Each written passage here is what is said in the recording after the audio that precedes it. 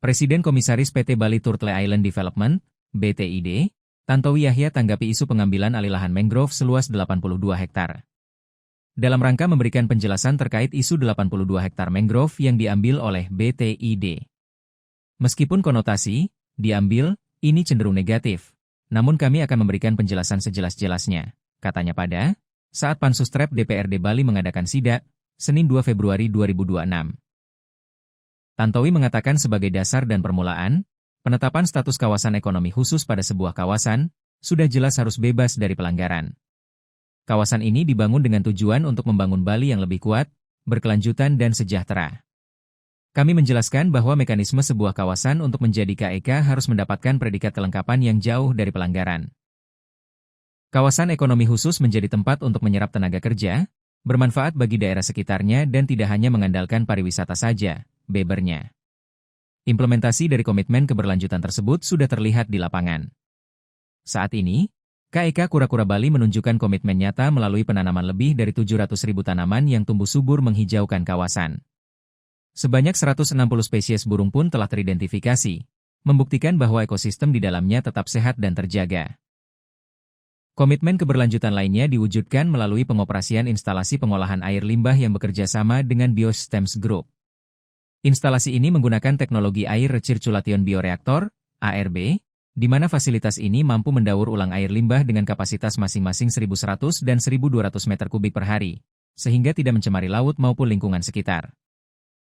Tak berhenti pada pengolahan limbah, KEK Kura-Kura Bali juga menunjukkan komitmen dan keseriusannya untuk menjaga keberlanjutan lingkungan dan akan menjadi rumah bagi International Mangrove Research Center, IMRC.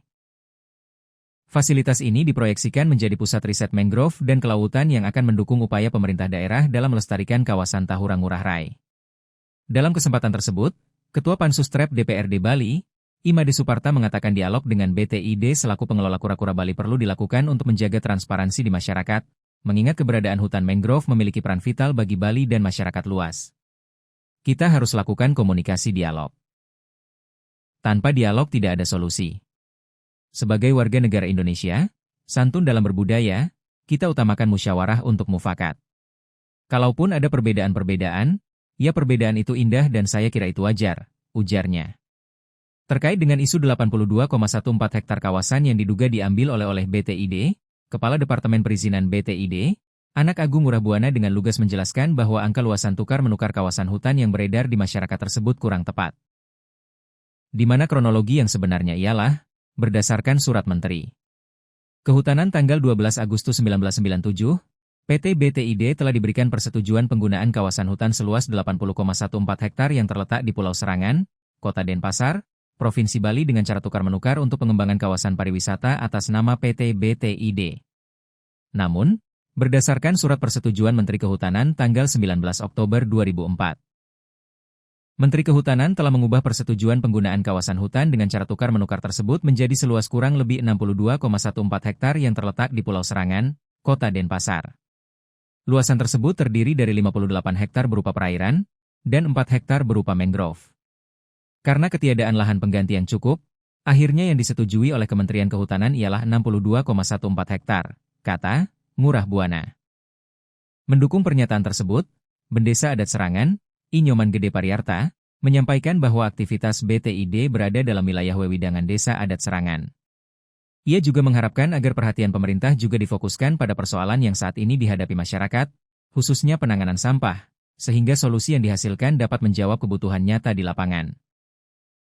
Terkait persoalan tukar-menukar lahan tersebut, Tantowi Yahya menegaskan bahwa proses sudah dilakukan sesuai dengan peraturan yang berlaku. Kita sudah memenuhi semua kewajiban kita sebagai warga negara dan sebagai investor. Tidak ada aksi ilegal dalam membangun kawasan ini, tegasnya.